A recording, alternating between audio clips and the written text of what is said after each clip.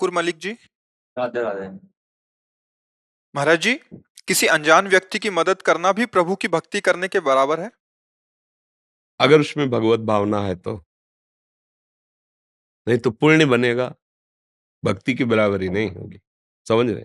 जैसे कोई अनजान व्यक्ति या कोई भी है और उसको जो आवश्यकता है, मान लो गिरा पड़ा है, हमें उठाने की आवश्यकता है, बीमार है अस्पताल ले जाने की आवश्यकता है, भूखा है भोजन देने की, ठंडी है उसे कपड़े की जरूरत है, तो अगर हम अपनी वस्तु मानकर उसके पास वस्तु का अभाव है और मैं देता हूं तो ये पुण्य बनेगा।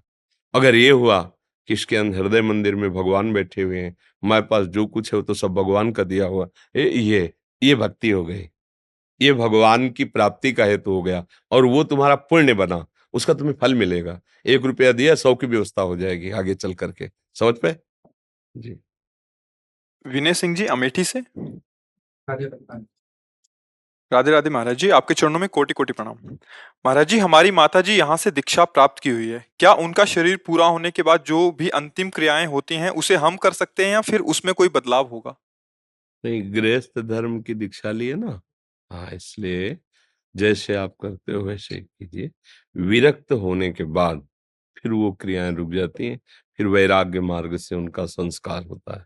तो आप गृहस्थ धर्म से युक्त हैं और उन्होंने भी गृहस्थ मंत्र लिया है, तो इसलिए आप अपने गृहस्थ धर्म की ही दिनचर्या कीजिए।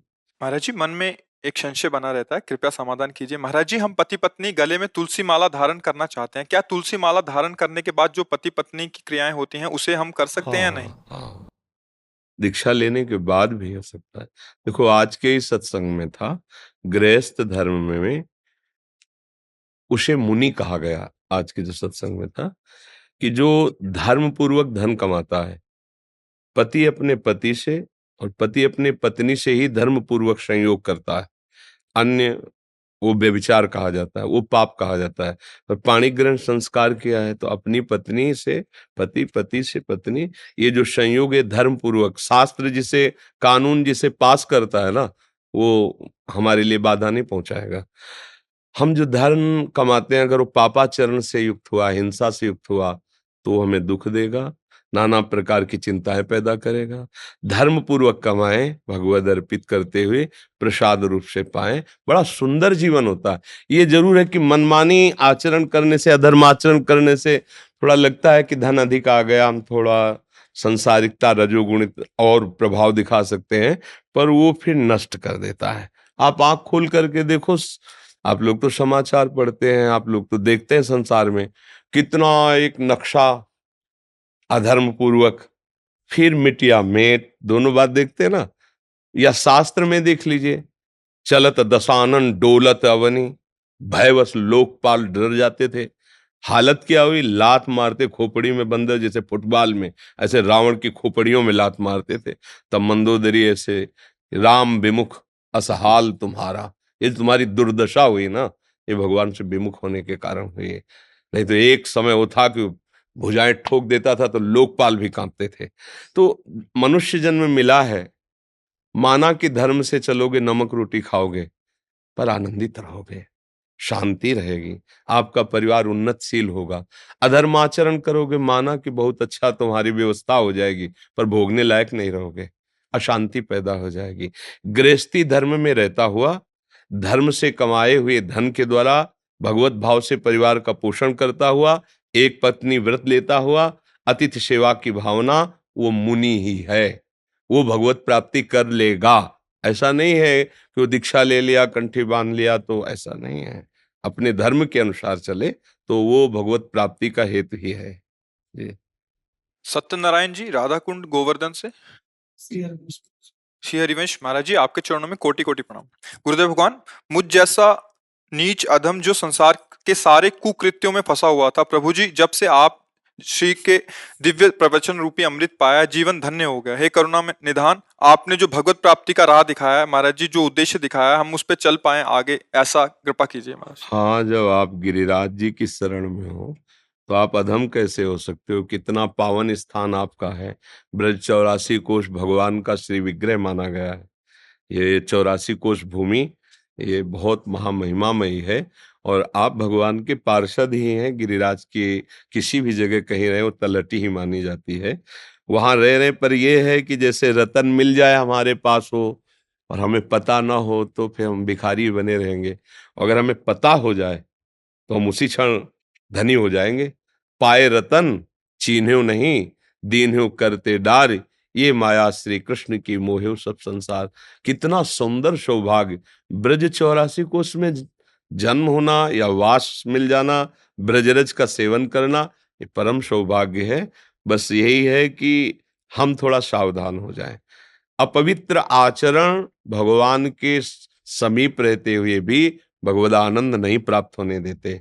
देखो, दुर्योधन दुशासन ये भगवान श्री कृष्ण को देखते हैं, बात करते हैं, क्या उनको आनंद मिलता है? क्या भगवत दर्शन का आनंद मिलता है? क्या नहीं मिलता। क्यों? क्योंकि वो अधर्म आचरण कर रहे हैं। प्रमाण देखिए, वही भगवान जिनको दुर्योधन दुशासन कह रहे चलो महाराज आओ तुम्हारा स्वागत करते, तुम भी देखोगे कि क्या तुम्हारे लिए व्यवस्था की। जब संधि कराने गए, भगवान ने कहा कि दो ही स्थिति में भोजन आदि पाया जाता है, या तो जिसे भोजन न मिलता हो तो कहीं भी मिल जाए पेट भर ले, और या फिर प्रीति। मेरे में भूख नहीं, तेरे में प्रीति नहीं। चले गए। कहां गए? उसी समय के बाद तुरंत विदुर जी के घर गए और महामंत्री पद से हटा दिए गए थे विदुर जी। सब कुछ त्याग करके, कुछ भी नहीं उनका लिया था, एक साधारण कुटी में बाहर रह रहे थे, और विदुरानी जी उस समय घर में थी। वहां भगवान जाके दरवाजा खटखटाया। कौन? श्री कृष्ण। मेरे घर प्रभु आए।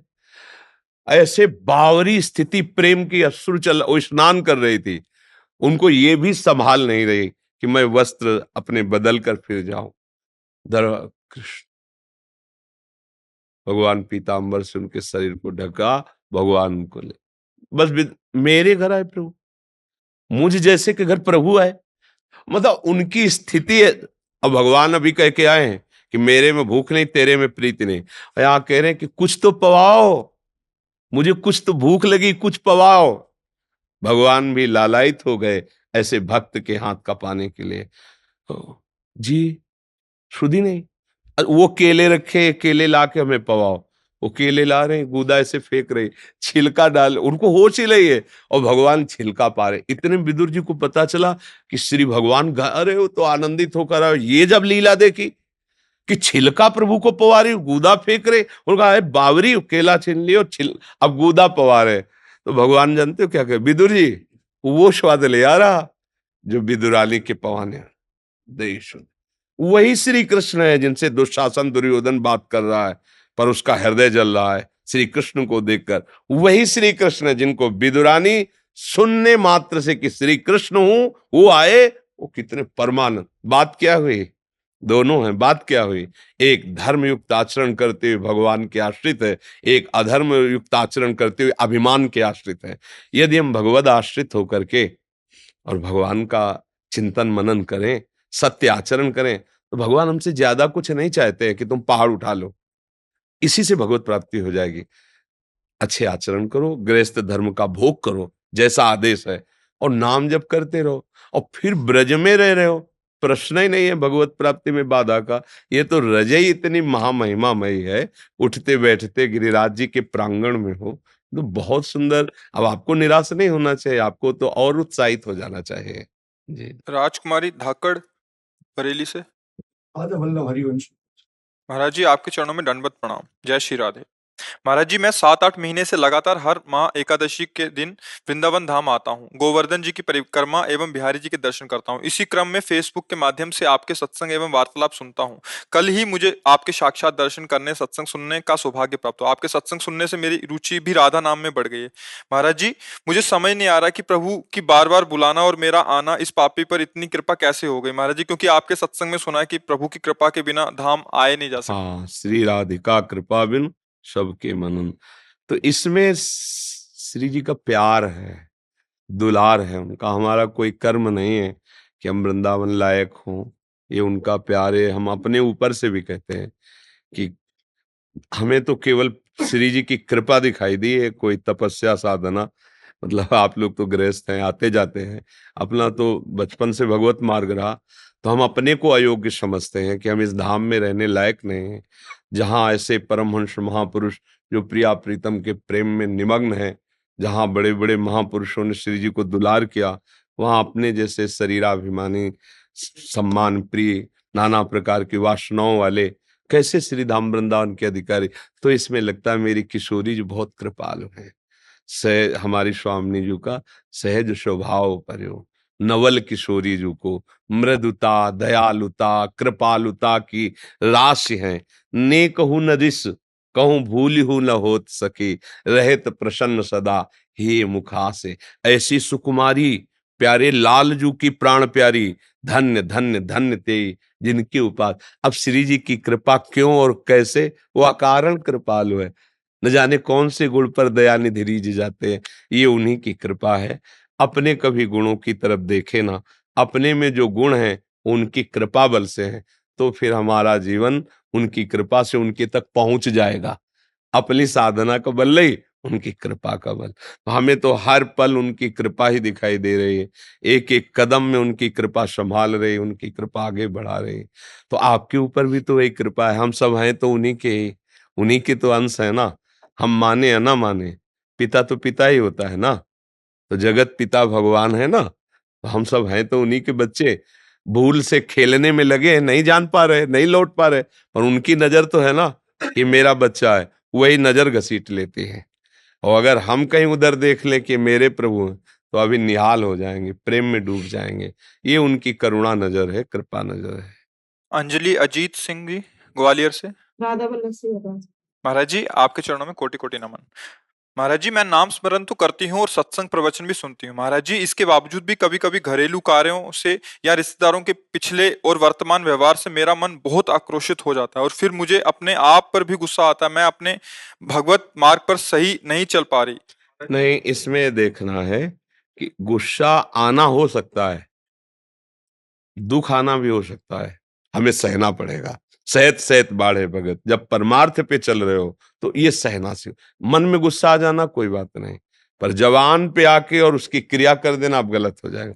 मन में विकार आ जाना कोई बात नहीं, वो तो आ जाएगा, सामने वाला ऐसा कर रहा है। अब हम चाह रहे हैं कि आप ठीक से चलो, समय दे रहे हैं, आप ठीक से नहीं चलोगे, फिर हमें मन में आ जाएगा ना गुस्सा। 100 बार समझाया पर तुम्हारी समझ में नहीं आ रही, तो फिर भी हम समझाएंगे, भले नाराज होके समझाएं, अहित नहीं होने देंगे, अमंगल नहीं होने देंगे। ये थोड़ा हम में और संसारी पुरुष के क्रोध में अंतर है। हम तुम्हारे ऊपर गुस्सा होंगे, तुम्हें नाराजगी से बात करेंगे, पर तुम्हारा अमंगल नहीं होने देंगे। ऐसे ही आप लोग करो, पुत्र को समझाना है, परिवार को समझाना है, गुस्सा कर सकते हो, अमंगल की भावना नहीं, गुस्सा करना पड़ेगा। अब जैसे अधिकारी है कोई, अब वो गुस्सा न करेगा तो कैसे चलेगा। कुछ लोग ऐसे होते हैं जो कड़वी भाषा ही समझते हैं, प्रेम की भाषा नहीं समझते हैं, और आप ऐसा ऐसा ऐसा, तो फिर वो समझ, जैसे बच्चा है बार बार प्यार से आप ऐसा ना करो, नहीं समझेगा। अगर ऐसा कि थप्पड़ मार देंगे तो बार बार कड़वा भी बोल लिया, अच्छे से नहीं समझते तो फिर बहुत दुख होता तो है। भगवान के ऊपर समर्पित कर दो कि सारे सृष्टि को आप चलाते हो, आप भी इनको देख लीजिए, हमारे बस की बात नहीं, हम तो आपकी शरण में, सब बात बल जाएगी। अब अगर हमारे संभाले नहीं संभल रहा तो बात हम अपने भगवान को दे देते हैं कि प्रभु आप संभालो, और वो संभाल लेंगे, वो तो सारी सृष्टि को संभाले। अपने निश्चिंत होकर के नाम जप करें, जो हमारे हृदय में क्षोभ हो उसे शांति से सह जाए, वही तपस्या हो जाएगी, वही भक्ति बन जाएगी। और देखो भगवान सबको संभाल रहे हैं, जितना हमें सेवा दी उतना हम कर लेते हैं, फिर जब नहीं होता तो भगवान संभाले, फिर उनके ऊपर दे देते हैं जी। महाराज जी अपने मन को किसी भी कठिन स्थिति में शांत कैसे रखा जा सकता है, कृपया मार्गदर्शन। विवेक, जो बुद्धि पर भी शासन कर सकता है उसका नाम विवेक है। विवेक के द्वारा बुद्धि युक्त होती है तो मन को शासित कर लेती है, मन को अधीन कर लेती है। नहीं तो जैसे हमारे सुना कि ये नहीं करना चाहिए, मन प्रेरणा कर रहा है और हम कर बैठे, तो इसका मतलब बुद्धि निर्णय ठीक नहीं कर पाई। क्यों? क्योंकि उसमें विवेक नहीं है। और विवेक प्राप्त होता है सत्संग से, शास्त्र स्वाध्याय से, भगवान की भक्ति से। बिना विवेक के शासन नहीं कर सकते। मन बहुत बड़ा तूफान है, वो जब अपने रंग में आता है तो किसी को नहीं बख्शता है, वो करवा ही बैठता है जो उसे करवाना होता है। अगर उस पर कोई शासन कर सकता है तो भगवान का कृपा पात्र, जो भजन, शास्त्र स्वाध्याय, सत्संग, पवित्र आचरण, उसमें विवेक हुआ, विचार के द्वारा काट दिया। ऐसा ऐसा ऐसा अंदर ही विचार आया और बाहरी किसी सहयोग की जरूरत नहीं, और शांत हो गया।